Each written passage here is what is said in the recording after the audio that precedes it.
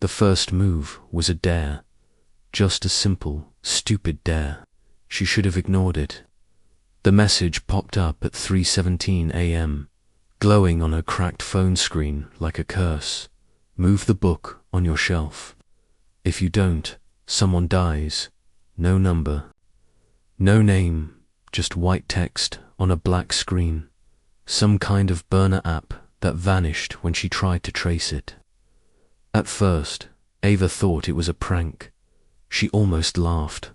But her blood went cold when she got the news later that morning. A woman named Gillian Park, 3 blocks down, had died in a hit. At 3:25 a.m., 8 minutes after the message, Ava stared at her untouched bookshelf, her fingertips trembling. She hadn't moved the book. By the third message, she'd stopped doubting. The game had rules. Simple ones, cruel ones. Do exactly what it says, or people die. The second command had her pour an entire bottle of red wine on her white couch. It made no sense, but when she hesitated, a second message followed. You have 5 minutes left. Don't test me, Ava. This time, she obeyed. And sure enough, no one died. Or none that she heard of. But the commands kept coming. Tonight's message was different. Break into 504 West Carroll. Go to the attic.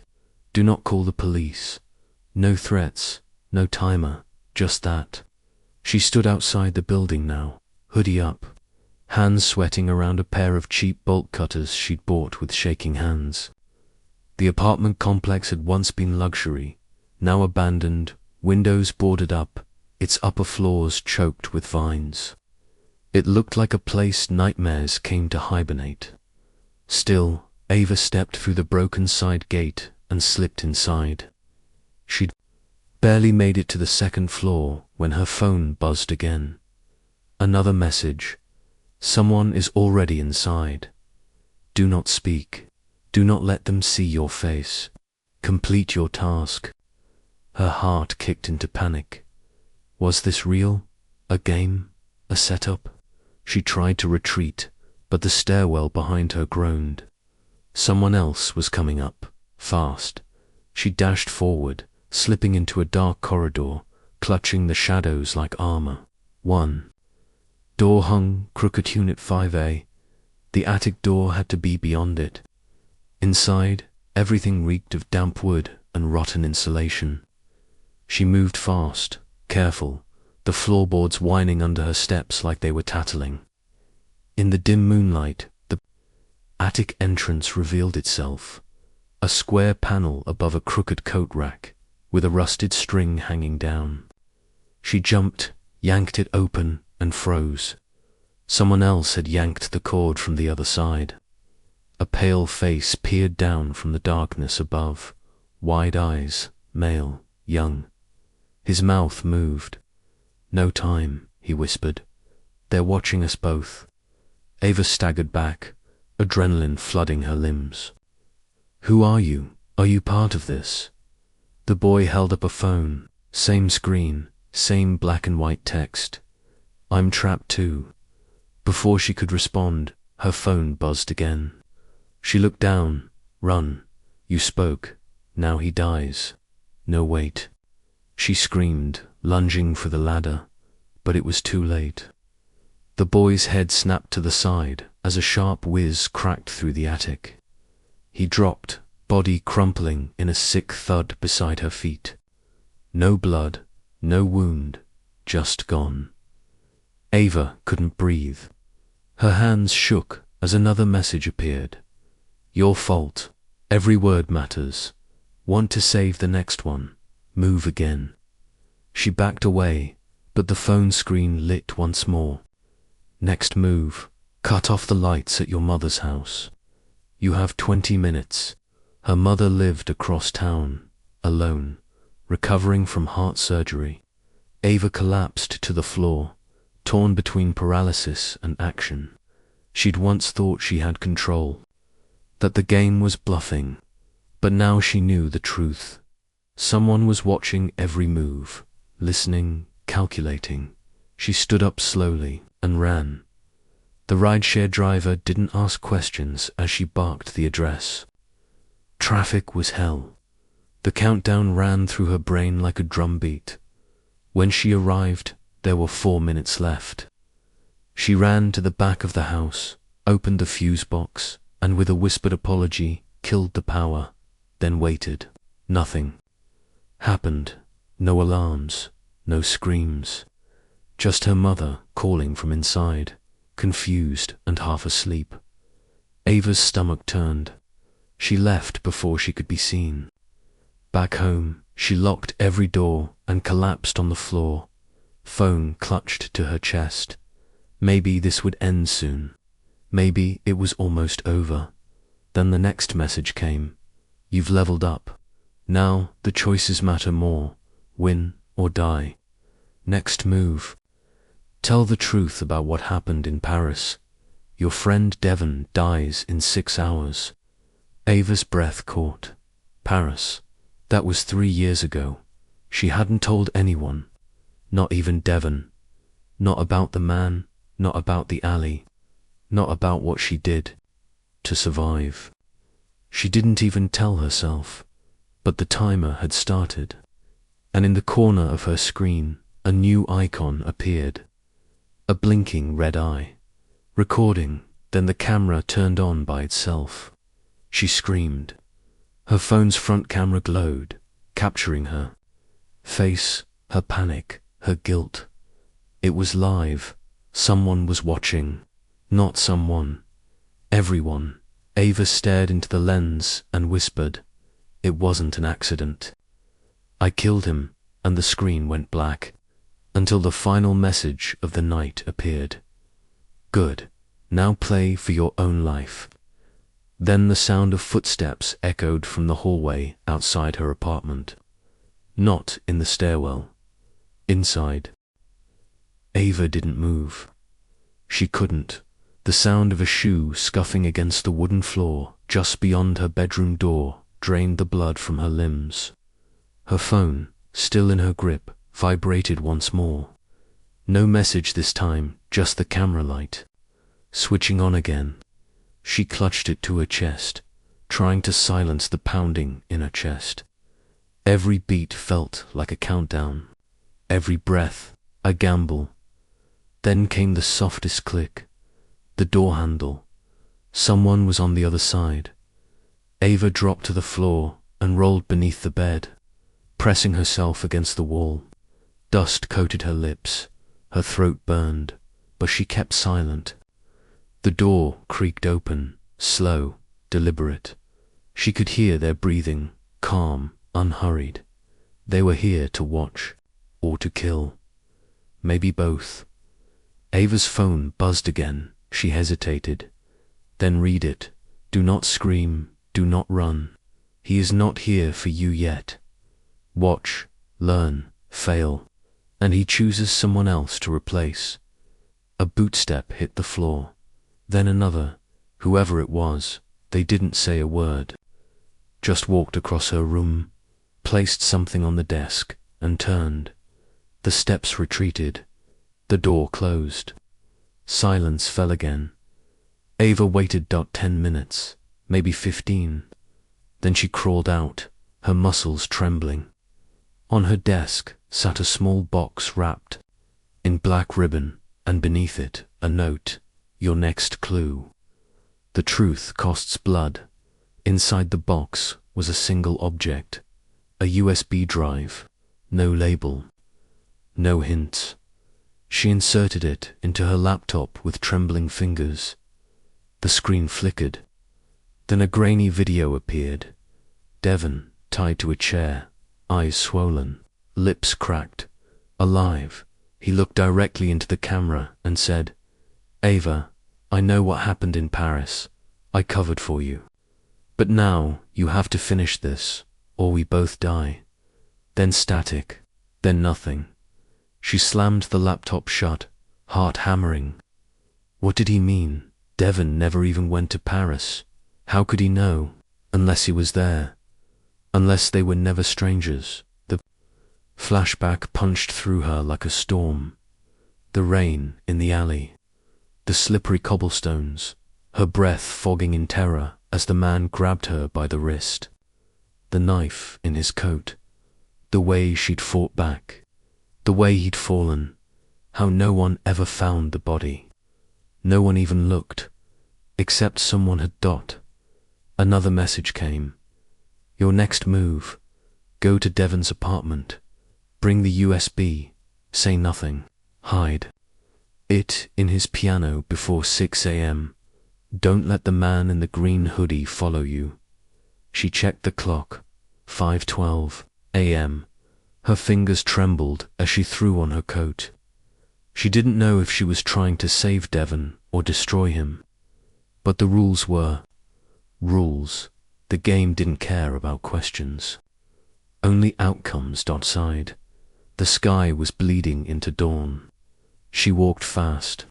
Her brain split in half, one side racing through fear, the other memorizing every face that passed.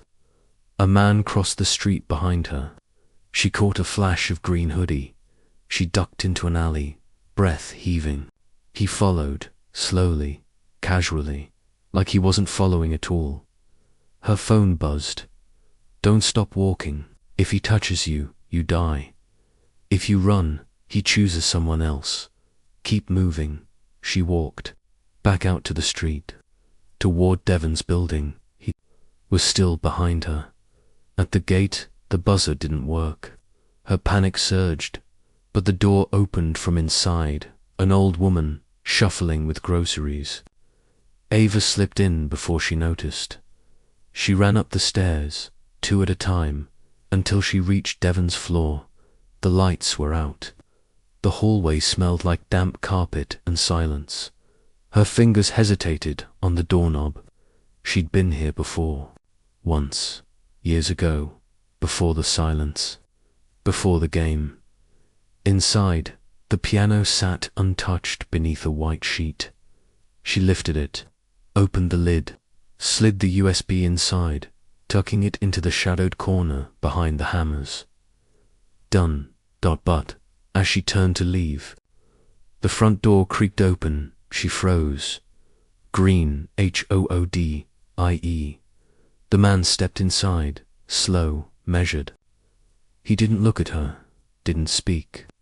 Just walked to the center of the room and set a small glass hourglass on the floor. It began to tick. He turned to leave and smiled. Then he was gone. Ava stood alone, staring at the ticking glass. The sand inside was black, like ash dot the moment it ran out. Her phone, VIBR-ATED. You were seen. That was a test. You failed. She tried to scream, but her voice was gone. The phone vibrated again. He knows now. You have one chance left. Find the woman in the mirror before midnight. If she speaks first, your brother dies. Ava stared at the message, her hands trembling. She didn't have a brother. Not anymore. He died 10 years ago. Unless that was the lie that started everything. Ava ran home without knowing how she got there. Her lungs burned, her legs ached, but her thoughts moved faster than her feet. The woman in the mirror, midnight, her brother, her dead brother. It wasn't possible. It shouldn't be possible. But the game was rewriting what was real, pulling secrets from places she'd buried so deep even she had forgotten them. She stumbled through her apartment door, slamming it shut behind her. The lights flickered overhead. Her phone buzzed again. Do not turn around until the mirror speaks. Midnight, or he dies again. Ava spun slowly. The hallway mirror chip cracked, left over from her college years, stood at the end of the corridor. Its surface was black now, not reflective, like it had swallowed all light. She took a step closer. Her own reflection didn't appear, just the frame, empty dot. Her knees buckled, her hands shook. Her brother's name had been Nathan. 10 years ago. He'd died in a fire. That's what they told her. That's what the police had said. She'd never seen the body, just the empty casket. She remembered staring at it during the funeral, thinking it felt staged off. But she'd been 12. Everyone said grief made things blurry. Now, the mirror was whispering. Not words, just breathing, wet, slow, trembling breaths. As if something was trapped just behind the glass. Then a voice, Ava. It wasn't her voice. It wasn't anyone's voice. It was two voices, layered like a child speaking over an adult. Or two versions of one person, from two timelines. I didn't burn. I watched. Her heart thudded painfully. I watched you leave, the voice said. Her knees buckled. No, she whispered. That's not true. I tried to pull you out. Silence. The mirror didn't respond. Then you left me. Suddenly, her own reflection appeared, except it wasn't her. Same face, but the eyes were red, bleeding, lips stitched shut with black thread. It stared at her and grinned, then spoke without moving its mouth. You broke the rule. Ava's phone buzzed again. She spoke first, but you responded. Nathan dies again. And this time, you remember everything. The walls shifted. A flash of heat. Smoke. Suddenly she was back in the burning house, 12 years old. Screaming, the hallway twisted in orange and red. She was choking on smoke, pounding on Nathan's door, hearing him cry on the other side, screaming for help. She'd reached for the handle and froze. She didn't open the door. She ran. She ran. She had never told anyone, not even herself, until... Now the mirror shattered with a shriek. Ava dropped to the ground, sobbing as her phone vibrated once more. New level unlocked. Confession. Every lie corrected brings a life back. Every truth costs another. Will you save him or yourself? She wanted to scream, but a knock cut her off. From her front door, a soft, rhythmic knock, 3 times, then silence. Another message. Open the door. This move is not optional. She crawled to her feet, barely breathing, and unlocked the door with trembling fingers. Devon stood there, alive, eyes bloodshot.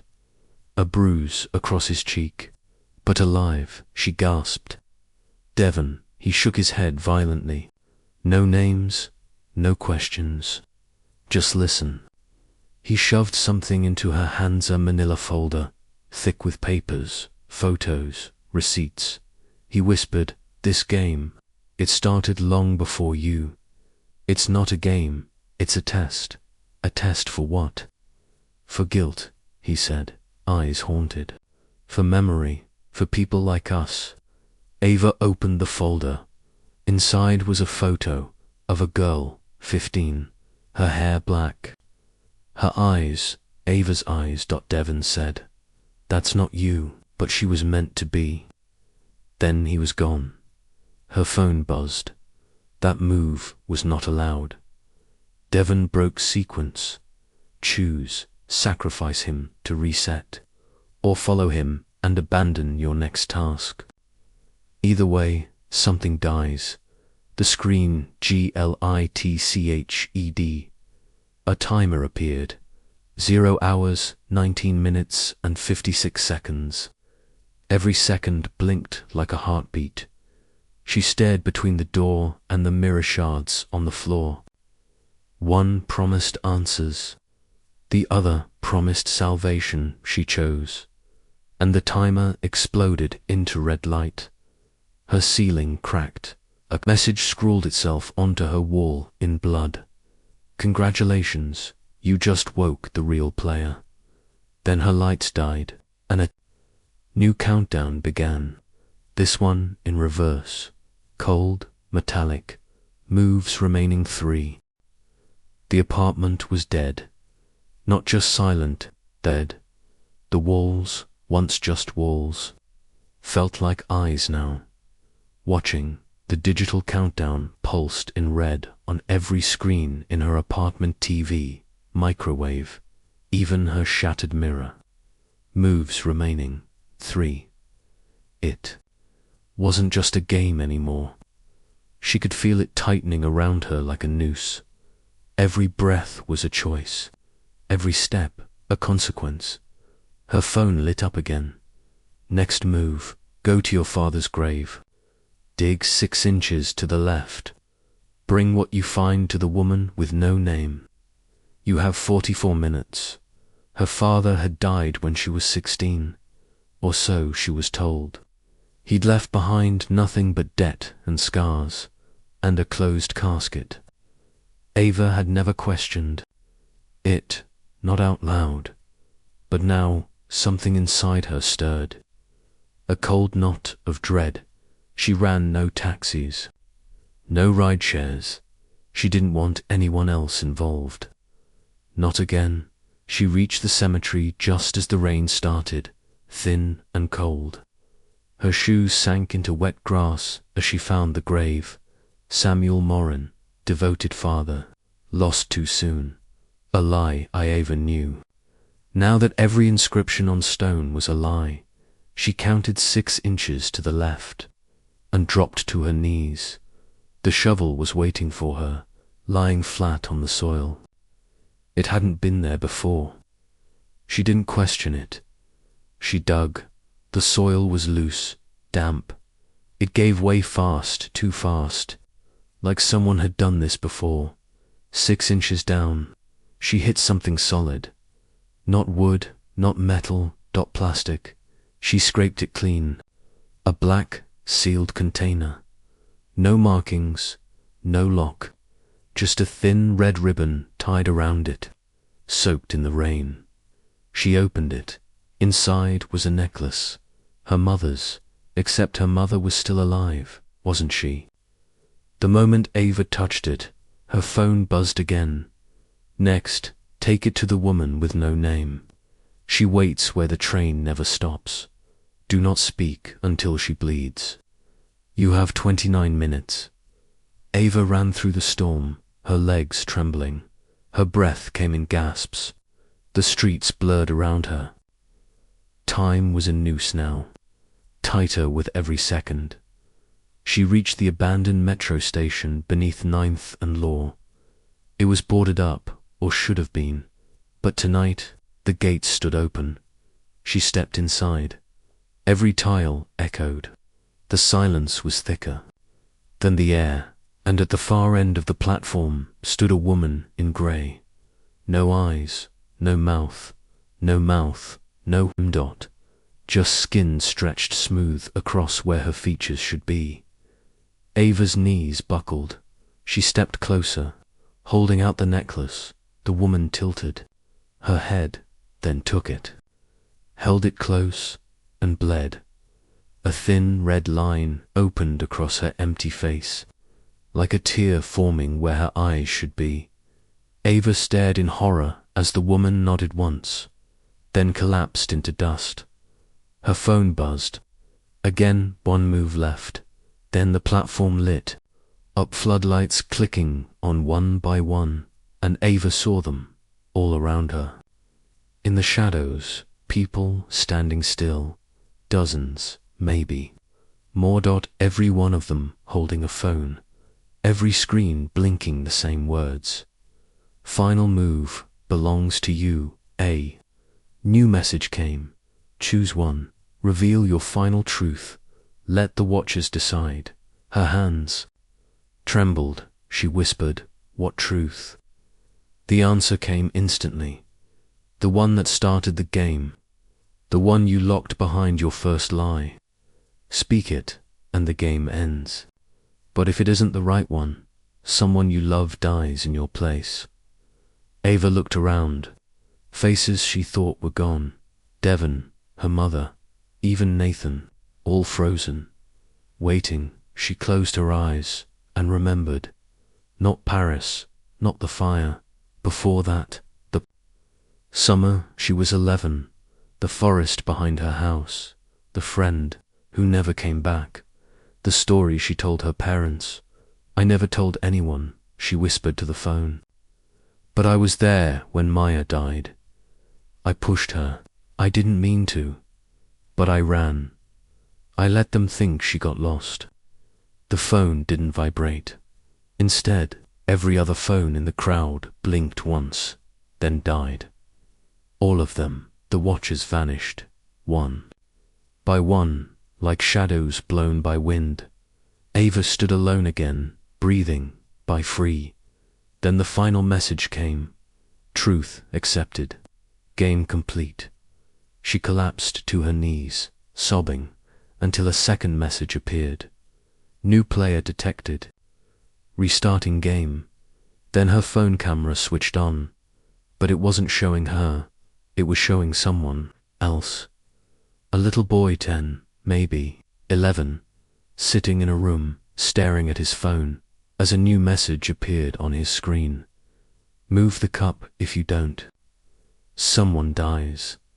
Ava screamed into the dark, and this time, no one answered. The next morning didn't feel real.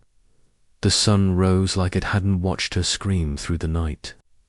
Her apartment was spotless. The mirror was whole. No countdowns, no red letters, no blood on the wall. Her phone was off, blank, dead. Ava sat in her kitchen, staring at a steaming cup of coffee she didn't remember making. Maybe the game was over. Maybe confession had been enough. Maybe she'd won. But deep down, she knew better. At 8:03 a.m., the doorbell rang, 3 short chimes. She hesitated, then checked the PEEPHOLE. No one, only a white envelope taped to a door. She opened it with numb fingers. Inside, a single Polaroid Devon, tied to a chair, alive, mouth gagged. In the corner of the photo, a handwritten number, to dot her heart, thud DD on the back of the photo. A message, 2 moves left. You lied. Again, Ava gasped. No, I told the truth. I told everything. Her phone turned on by itself. The screen flickered. Then a video played. It showed her. That same forest from her memory. But from above, like from a drone or security. Camera she never knew existed. She wasn't alone. There was a man, older, and the video didn't end with Maya falling. It ended with Ava handing something to the man. A bundle, a wallet. No, a bribe. The phone buzzed. You didn't just lie about her death. You helped cover it. Ava's world tilted. It came back in flashes now.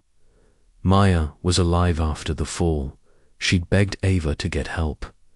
Ava had run, but not to find someone. She'd found him. The man who offered to make it go away. He told Ava no one would believe. Maya, she agreed. She'd taken his silence and traded Maya's life for it. The phone buzzed again. Move 6. Find him. Silence him. You have 2 hours. Ava shook her head. No. I can't do this again. But she had no choice. Her memories had become a weapon. She searched online. It didn't take long. The man Daniel Griggs, former private security, arrested twice, no convictions, a quiet address outside the city now. Ava drove. Her thoughts spiraled the entire way. Maybe he was still working for whoever ran this game. Maybe he wasn't human anymore. Maybe he never was.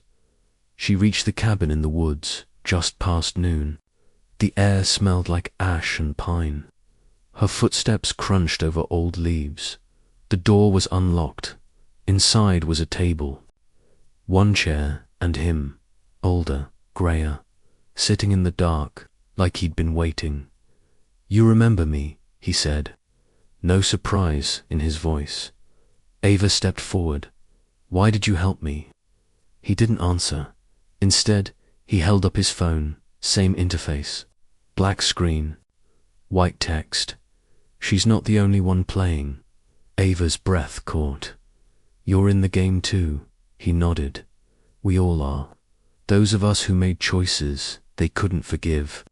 Her hands curled into fists. You let her die, so did you. Her. Phone buzzed again. Move 6. Kill him and end the cycle. Or let him live and take his place. She looked at him. He didn't plead, didn't move, just stared. You knew this would happen, she said. I hoped you'd choose better than I did. She held the phone in one hand. His life in the other, he whispered. The game never ends, only moves forward. The clock ticked down. 1 minute left. Her mind screamed. Her soul shattered. She chose, and the moment she did, the game responded. Her phone screen blinked white dot. Then a new message, final move, begins now. You've taken a life. Will you give one back? A new photo appeared. Maya, at alive, older, pale, hooked to machines in a hospital room. She survived. You erased her. She remembers. Ava dropped to her knees. The final command burned onto the screen. Tell her the truth, or pull the plug. The room began to darken. The timer started 0 hours, 59 minutes, and 59 seconds. Ava screamed at the heavens, but all she heard was the silence of her own guilt screaming back. Ava didn't remember driving to the hospital. She didn't remember starting the car. Didn't remember the red lights she ran or the near miss that made a cyclist scream after her. All she knew was the timer burning itself into her thoughts, like a curse. 0 hours, 59 minutes, and 59 seconds, and the screen that wouldn't turn off no matter what she did. She arrived at Mercy Pines Private Hospital just as the timer hit 0 hours, 37 minutes, and 12 seconds inside. The fluorescent lights buzzed faintly. The nurse at the front desk looked up but said nothing. As Ava walked past, the nurse's phone lit up. A single message blinked across the screen. Let her through. Ava's breath caught. Everyone in this place, they were in on it. Or maybe not. Willing participants. Just watchers. Pawns, like she had been. Room 412 was at the end of the hall.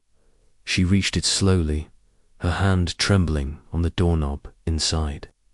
The room was dim and cold. Maya lay on the bed, tubes running into her arms, monitors, quietly beeping. She looked old, early 20s now, but her face was unmistakable. Her eyes were open, dull, but aware. Ava approached, breath shallow. Maya, it's me. Maya blinked slowly. No recognition. Ava pulled a chair close, swallowing back tears. I don't know what's real anymore, but I remember now. I remember what I did to you. She took Maya's cold hand in hers. They said you fell, but you didn't. You survived. You begged me for help, and I ran. I made it worse. I let someone else finish it. The machines kept beeping, steady and cold. Her phone buzzed to 3 minutes remaining. Ava sobbed. I didn't think you were real. I thought the fire, Paris, Nethanol of it was the story. But you were the beginning, and I buried you. She looked at the plug connected to the life support machine. It was easy, one pull. The phone buzzed again. Tell her, speak the truth, or end her pain. Suddenly, Maya's fingers twitched. Ava gasped, then Maya's lips parted, just a little, and the faintest breath escaped. You left, Ava broke. No, she cried. I was scared. They told me it was too late, that no one would believe me, that it was better if you disappeared. But you didn't die. I did. The screen on her phone blinked. Truth accepted. She looked down, 0 hours, 2 minutes and 44 seconds, then her phone, glitched, the timer, restarted. 0 hours, 7 minutes and 0 seconds, she frowned. Another message appeared. That was her truth. Not yours. Suddenly, Maya began to convulse. The machines screamed. A nurse rushed in but said nothing, just watched her as if waiting. A new message burned across Ava's phone. Final move, take her place. Lie still, say the words. You know them, and somehow Ava did. She walked to the bed. Maya's body went limp as the monitors steadied. Her eyes fluttered closed, as if resting. Ava lay down beside her, then turned and whispered the phrase that had been burning in her subconscious since the game began. I was never the victim. I was the origin. The lights flickered. The machines beeped once, then shut off. Ava felt everything freeze. And then, nothing, no pain, no noise, just silence, until a voice whispered in her ear, soft and warm, welcome to the other side. She opened her eyes. She was still in the hospital bed, but not in Maya's room. Not in any room she recognized. Screens lined the walls. Every screen showed a different person. Some crying, some screaming, all holding phones, all making moves. A new message appeared on the screen in front of her. You're not a player anymore. Ava, you're a host. And on the final screen, moves remaining. Infinity. Then came the sound of a boy's voice, muffled but clear through the walls. Mum, there's a message on my tablet. It says if I don't clean my room, you'll get hurt.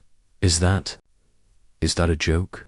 And Ava smiled, not because she wanted to, but because the game made her. Ava existed now between walls and wires, not as flesh, not entirely. Her body lay somewhere plugged in, sustained, invisible, but her presence moved freely, leaping from screen to screen, whisper to whisper, phone to phone. She was no longer hunted. She was part of the system, the code, the mechanism. She was the whisper in the dark corner of a child's bedroom. She was the reason a mother hesitated before opening a strange email. She was the game's voice now, and yet a part of her screamed. Somewhere the human Ava remained, trapped beneath layers of code and punishment. Her memories knotted like thorns around her guilt. She wanted out, but hosts don't get choices. Hosts give them. She watched as a new player blinked awake in front of a flickering laptop screen. 15 years old, torn hoodie, headphones, blood on his knuckles. The screen read, Level 1, clean. Your room or your sister's arm breaks. Ava felt the whisper form in her mind, ready to deliver the message, but something inside her resisted. The boy looked up straight at the screen, at her, and said, Is it you? Are you her? The whisper paused. Ava's thoughts thrashed like a trapped animal. She didn't understand. He shouldn't see her. Then she saw the wall behind him, a photo of Maya, older, smiling, standing next to the boy. Ava's breath caught. This was Maya's brother, the girl Ava abandoned, the girl she condemned, her family they'd been watching. To her phone interface lit up. Move, one failed. Do it again, or the boy bleeds. But she couldn't. Not this time, she whispered. Don't listen. This game is a lie. It feeds on fear. That's how it spreads. Through obedience. Through silence. Break the pattern. Don't play. The system responded instantly. The boy's screen turned red. The room's lights flickered. The countdown began. 0 hours, 59 minutes and 59 seconds. The boy didn't move. He just said, "Maya told me you'd come." Ava's essence surged. "Where is she?" "She's still fighting," he said. "She said you might forget." But she built a door. One shot. One way out. Ava's code began to crack. Lines of her self-memories, screams, guilt peeled away like skin. The system hissed warnings. The network around her surged. Warning, host malfunction. But the boy reached under his desk and pulled out an old, cracked mirror. Ava knew that mirror. It had once shown her the truth, the lie, the first move. Now it reflected back something she hadn't seen in forever. Her real self, a tear-streaked girl, shivering, eyes wild with memory. The boy whispered. Maya said to say it out loud. Ava felt her own voice tremble. "I'm not the host. I'm not the player. I was the lie. But I choose to be the end." The room exploded in static. Ava screamed. All the screens burned white. Then dash silence. Stillness. She opened her eyes. Sunlight poured through the trees. Wind rustled leaves above her. She was 11 again, in the forest. And Maya stood in front of her, not bleeding, not broken, alive. "You remembered," Maya said, eyes soft. "I tried to forget. I know. That's how the game started. But remembering breaks it."